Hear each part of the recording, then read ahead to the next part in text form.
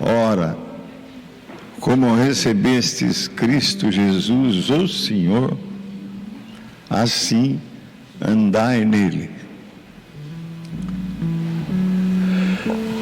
Como recebestes Jesus Cristo como o Senhor. Interessante que eu me converti aos 10 anos e nunca ouvi, dos 10 anos até os 42, sobre Jesus o Senhor. Só ouvia sobre Jesus o Salvador. De modo que a minha conversão realmente se completou aos 40 e tantos anos, quando eu me submeti realmente a Cristo como dono, como autoridade máxima sobre minha vida. E o versículos 15 a 18 de Colossenses fala exatamente da grandeza de Cristo como Senhor. Diz assim: Ele é a imagem do Deus invisível,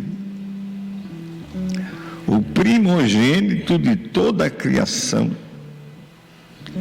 pois nele foram criadas todas as coisas, nos céus e sobre a terra, as visíveis, as invisíveis, sejam tronos, sejam soberanias, quer principados, quer potestades, tudo foi criado por meio dele e para ele.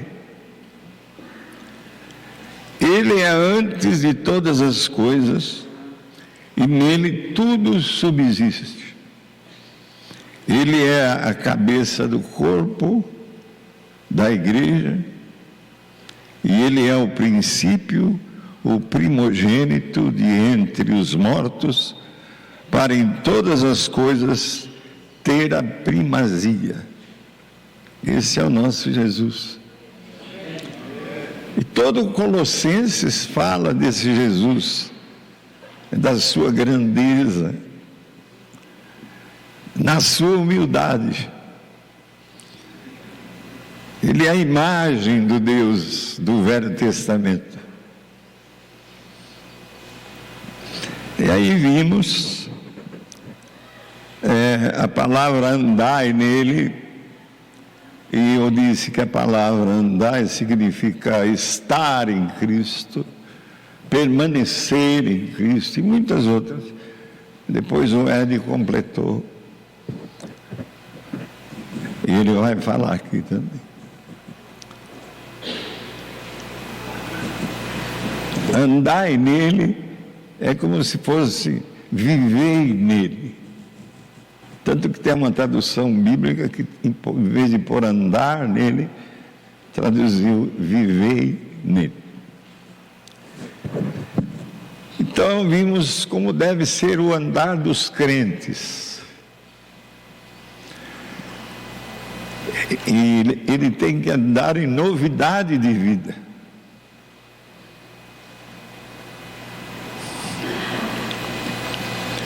Com ele por meio do batismo, então nós fomos unidos a ele e a sua ressurreição.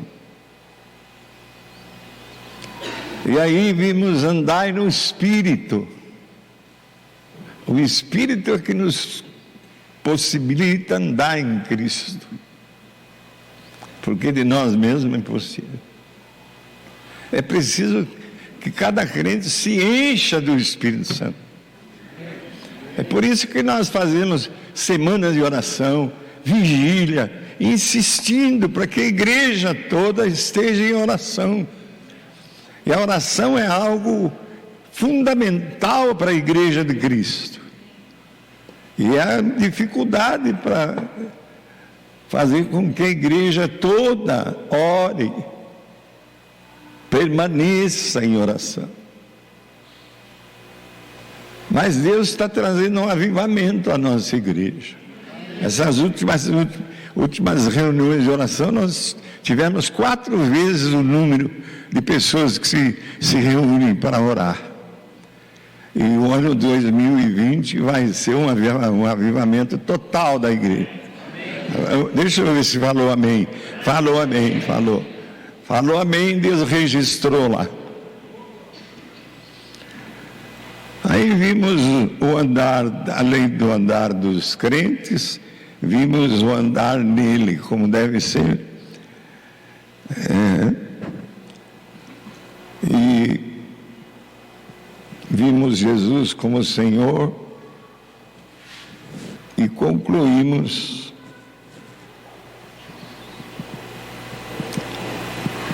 Jesus recebeu um nome acima de todo nome. É preciso que todo cristão saiba disso, como eu não sabia. Qual é esse nome? Senhor.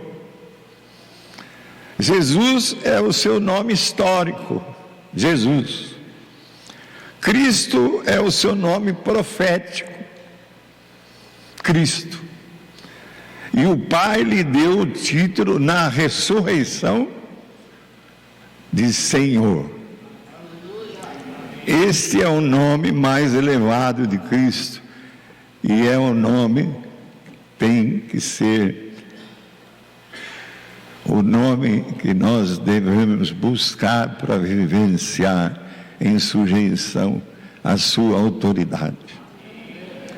E concluindo, vimos como Paulo importava-se com o crescimento espiritual dos crentes de Colossos. Ele estava em Roma, preso, e de Roma ele escreveu para Colossos, com Timóteo. Ele soube do que estava acontecendo com os crentes de Colossos e escreveu para eles. É uma carta, eu li essas 2 semanas várias vezes, linda. É uma carta que vale a pena ler inteira. E assim como nós recebemos pela fé Jesus, o Senhor, Ele deve agora ser, mediante a fé, o nosso padrão de vida, o nosso andar.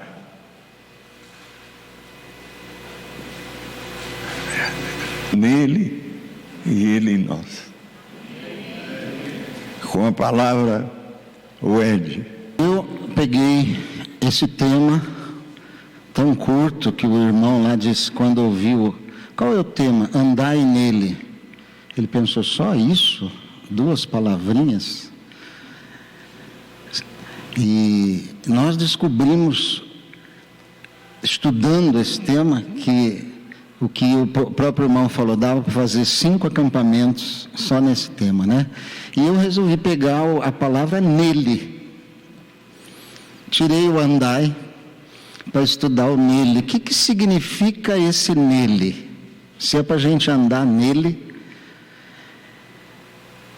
E essa palavra nele, a gente sabe que é formada por 2 palavras, né? Em ele. A preposição de lugar, em ele. Então eu procurei na Bíblia outras passagens que pudessem ter essa expressão e descobri muitas outras. E uma delas é na oração sacerdotal de Jesus, quando ele ora um pouco antes da sua crucificação, da sua paixão. Ele ora a Deus no capítulo 17 de João, e na sua oração ele usa muito essa preposição em. Ele diz assim na sua oração: não rogo somente por estes, mas também por aqueles que vierem a crer em mim. Ou seja, Jesus está orando por você e por mim. Aqueles que vierem a crer em mim, a fim de que todos sejam um. E como és tu, ó Pai, em mim, e eu em ti, também sejam eles em nós. Como és tu, ó Pai, em mim, eu em ti e tu em nós. Então eu comecei a descobrir que andar nele não é andar com ele. não é andar junto dele, não é andar ao lado dele, nem atrás dele, muito menos na frente dele. Andar nele é andar em ele. E eu não sei grego, mas eu sei inglês, e o inglês me ajudou, porque no inglês, essa preposição em, tem duas palavras que traduzem ela. Uma é in, que quer dizer dentro, e a outra é on, que quer dizer sobre, ou em cima. E na Bíblia em inglês, a preposição é in, é andar dentro de Cristo, inserido em Cristo. Não é sobre Cristo. E para entender isso é preciso que o Espírito Santo nos revele, irmãos, porque isso vai fazer uma grande diferença na nossa vida, entendermos que o nosso andar é nele, é em ele. E esse em significa uma perfeita unidade. Porque quando Jesus está orando, ele diz que eles sejam um, como eu sou em ti, ó Pai, e tu em mim, sejam eles em nós. E que privilégio, irmãos, eu não sei se você consegue entender a bênção que é o Deus eterno, verdadeiro, Criador de todas as coisas, em unidade perfeita com o Filho que morreu por nós, e dar a oportunidade e orar para que nós sejamos um nele, assim como ele é em Deus e o Pai é nele, que nós sejamos neles.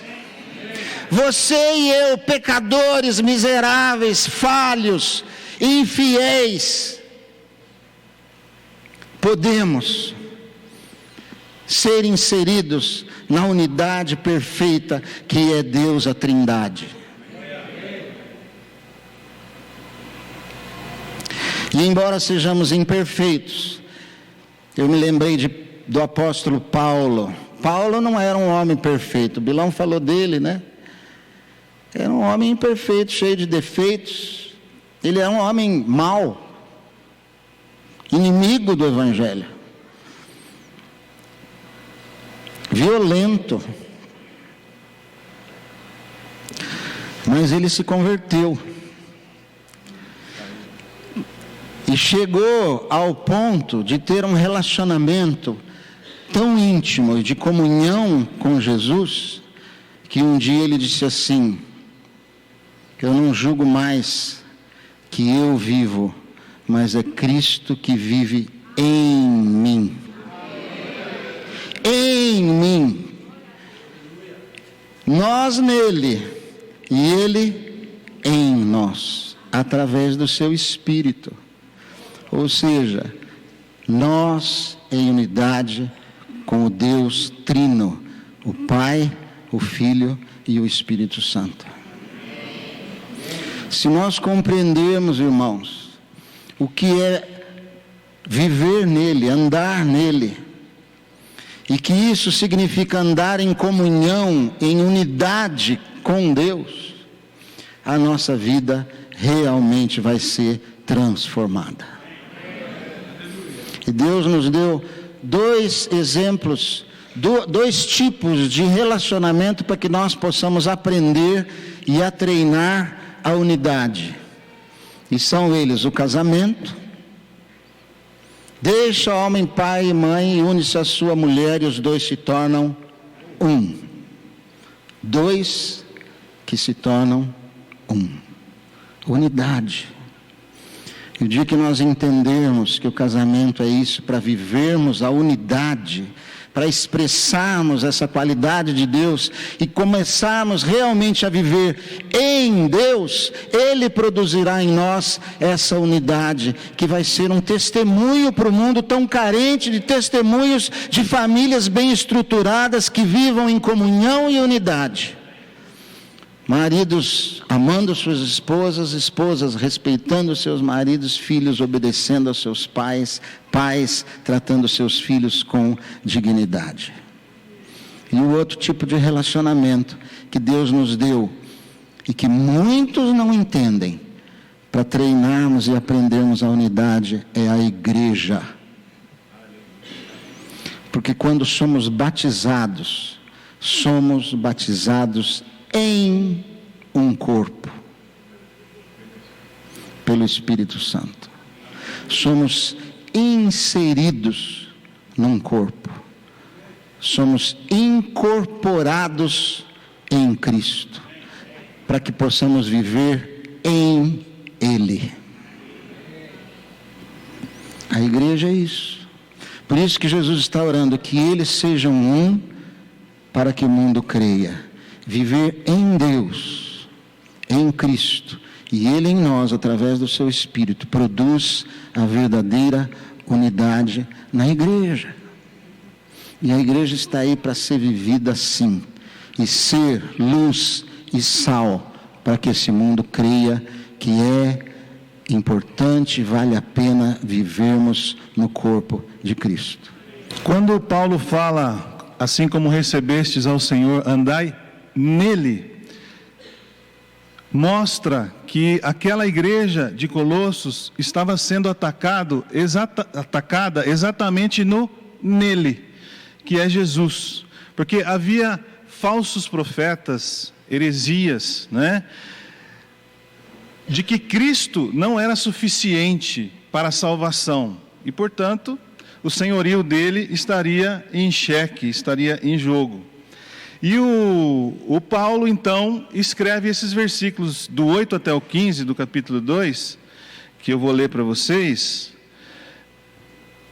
Cuidado, que ninguém vos venha enredar com a sua filosofia e vãs sutilezas, conforme a tradição dos homens, conforme os rudimentos do mundo e não segundo Cristo. Porquanto nele habita corporalmente toda a plenitude da divindade. Também nele estáis aperfeiçoados, ele é o cabeça de todo principado e potestade. Nele também fostes circuncidados, não por intermédio de mãos, mas no despojamento do corpo da carne, que é a circuncisão de Cristo, tendo sido sepultados juntamente com ele no batismo, no qual igualmente fostes ressuscitados, mediante a fé, no poder de Deus, que o ressuscitou dentre os mortos. E a vós outros que estáveis mortos pelas vossas transgressões e pela incircuncisão da vossa carne, vos deu vida juntamente com ele, perdoando todos os nossos delitos, tendo cancelado o escrito de dívida que era contra nós e que constava de ordenanças, o qual nos era prejudicial, removeu inteiramente, encravando-o na cruz, e despojando os principados e as potestades, publicamente os expôs ao desprezo, triunfando deles na cruz. Então há no início uma advertência: cuidado com o engano, com a filosofia, as vãs sutilezas. Uma dessas sutilezas era de que Cristo era um dos mediadores. E Cristo não é um dos mediadores, Ele é o único que pode nos levar ao Pai. Ele é o caminho, Ele é a verdade, Ele é a vida. Também a tradição humana, juntando, guardar o sábado e outras coisas, para que isso acrescentasse algo àquilo que Jesus já tinha feito a sua obra. Os rudimentos do mundo, sem base na palavra de Cristo. Então, o que Paulo mostra a respeito de Jesus? Aí está no versículo 11, uma transformação interior em lugar de uma incisão exterior. Jesus faz isso. A circuncisão de Cristo é no nosso coração, envolve toda a nossa vida, todo o nosso corpo, e ela é feita pelo Espírito Santo, que passou a habitar em nós quando nós passamos pelas águas, e portanto fomos integrados à família de Deus como filhos dele. Também aí no versículo 12, 13, uma vida radicalmente nova. Radicalmente nova. Somos feitos novas criaturas. Um pouco depois, o perdão definitivo dos pecados. Todos os nossos pecados. Porque Ele é fiel e justo para nos perdoar. E quando nós confessamos, Ele nos limpa com seu sangue precioso derramado ali na cruz. O cancelamento total da dívida, porque nós tínhamos uma dívida impagável, e essa dívida era reconhecida firme no cartório, existia, era legal, mas Jesus, através da sua obra, fez com que essa dívida fosse anulada, fosse paga por Ele mesmo. Então, quando Deus, que é o juiz, nos olha, Ele nos vê como absolvidos, livres de culpa, não é? E essa dívida foi cravada ali na cruz, exatamente para que o inimigo não possa mais nos acusar. E o último ponto foi o triunfo final sobre os principados e potestades, a vitória absoluta, a vitória completa de Jesus. Paulo então mostra o seguinte, que nós somos salvos pela graça, através da fé em Jesus Cristo, e que não precisamos acrescentar nada. Temos que andar nele, nele, em Ele, não é? Que Ele é o suficiente para a nossa salvação, e Ele quer ser o Senhor, o dono, aquele que vem mandar na nossa vida. Andai nele. E eu fui um pouquinho para trás do versículo, começa assim o versículo. Assim como o recebeste, andai nele. Quem recebeu Jesus aqui? Agora você sabe, se lembra como você era antes de receber Jesus? A Bíblia diz que nós estávamos mortos em nossos delitos e pecados, ou nos delitos e pecados. Mortos, mortinhos. E eu falei que um morto não ouve. Um morto não fala. Um morto não sente. Um morto está morto. Você vai no enterro, você conversa com todo mundo que está lá, até com a viúva, mas menos com o morto, porque ele está morto. E nós estávamos espiritualmente mortos em nossos delitos e pecados. Portanto, não tinha como nós ouvirmos a palavra. Ou seja, ele escuta a palavra, mas não ouve. Ouvem, aqueles que têm ouvidos para ouvir, ouçam. Não é que diz Jesus. Estava morto. Nós éramos escravos do mundo. Nós andávamos no curso deste mundo. Nós estávamos escravos, ou éramos escravos de Satanás. Está lá em Efésios isso. Nós éramos escravos de nós mesmos, e talvez esse seja o maior problema. Por quê? Porque nós herdamos o pecado de Adão, o pecado de querer dirigir a sua própria vida. O pecado, o mesmo pecado de Satanás, que quis ser como Deus e foi lançado fora do paraíso. A nossa carne quer ser o nosso próprio Deus. Quem manda na minha vida sou eu, ninguém tem nada com isso, não é? Eu sou capaz de resolver meus problemas, eu sou capaz, eu tenho direito de ser feliz ou me fazer feliz. E aí nós vivemos a vida inteira rodando. Escravos do mundo, escravos de Satanás e escravos de nós mesmos. Mas daí, a parte principal da palavra, no versículo 4 de Efésios, capítulo 2, diz assim em sequência. Vamos lá, turma do acampamento? Mas Deus, vamos lá? Mas Deus, diga para o irmão, mas Deus, por causa do seu grande amor e da infinita misericórdia,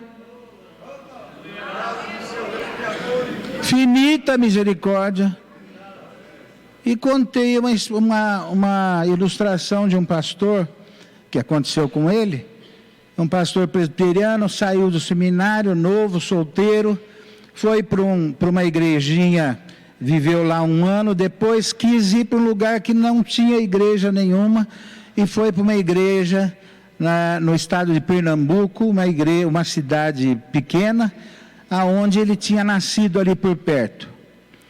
E ele alugou um sobradinho, a parte de cima do sobradinho, e em cima era uma sala, um quarto que era na mesma sala, uma cozinha, banheiro e uma despensa. Ali ele gostou do apartamento porque tinha uma despensa com prateleiras, ali ele colocava os alimentos, arroz, feijão, etc. E do outro lado ele colocava os livros que ele tinha comprado durante seus estudos no seminário. E uma noite ele está dormindo, ele ouve um barulhinho. Tic, tic, tic, tic, tic, tic, tic, tic. Vai, o que será isso?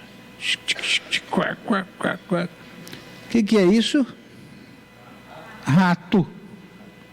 E aqui tem um rato.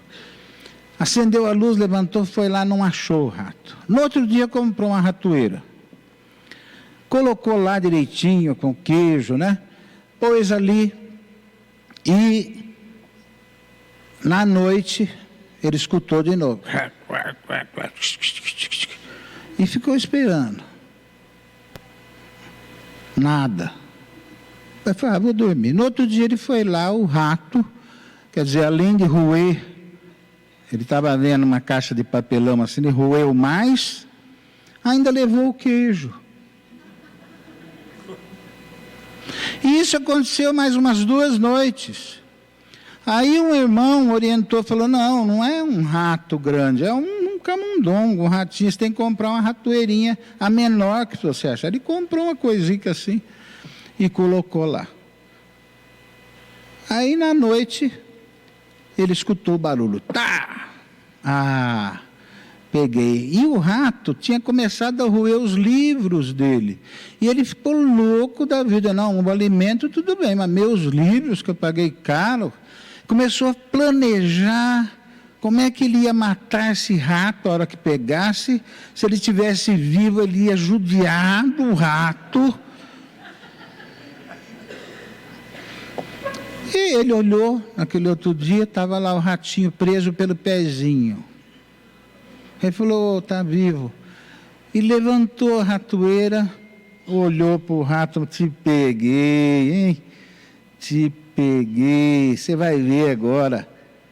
Aí o ratinho, aquela coisinha assim, olhou para ele. Aqueles 2 olhinhos. E ele teve misericórdia do rato, soltou ele lá do lado de lá da rua. Você sabe que Deus faz isso, mas Deus olhou. Oh, minha criaturinha. Você continua roendo as coisas. E teve misericórdia de nós. Teve misericórdia de nós. E aí, Ele nos dá vida. Aí Ele nos liberta da escravidão do pecado, nos liberta do mundo, nos liberta de Satanás, nos liberta da carne, de nós mesmos. Mas nós temos uma vida, a salvação começou, a vida começou, nós temos que crescer, nós temos que nos alimentar, e Ele sabe disso. O maior problema nosso ainda continua uma coisa chamada carne. O mundo também, Satanás também, mas o maior problema é a carne, porque a nossa carne, ela tem a natureza pecaminosa, a natureza para o pecado, a natureza que nós recebemos de Adão. Mas Cristo já nos libertou disso. Cristo já nos libertou. E eu citei o apóstolo Paulo.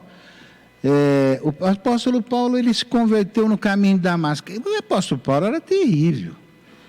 Ele caçava os cristãos da época para prendê-los. Ele consentiu na morte de Estevão. Ele estava ali apoiando, dando seu apoio ali na morte do primeiro mártir da igreja. Mas Deus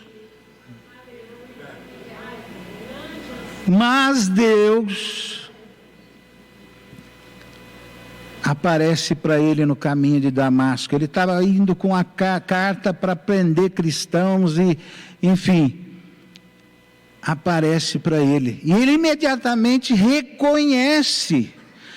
Por quê? Pela graça sois salvos mediante a fé, e isso não vem de vós, é dom de Deus. Isto que? A graça e a fé.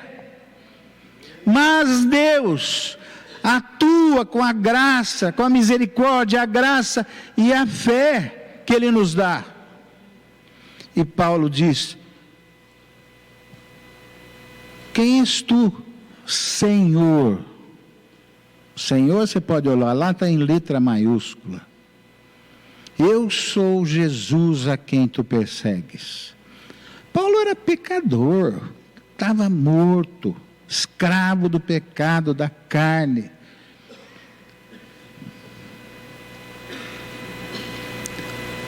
Já no fim da vida de Paulo, mais no fim, isso está em Timóteo, capítulo 1, versículo 15, diz lá que Cristo salvou pelo amor e misericórdia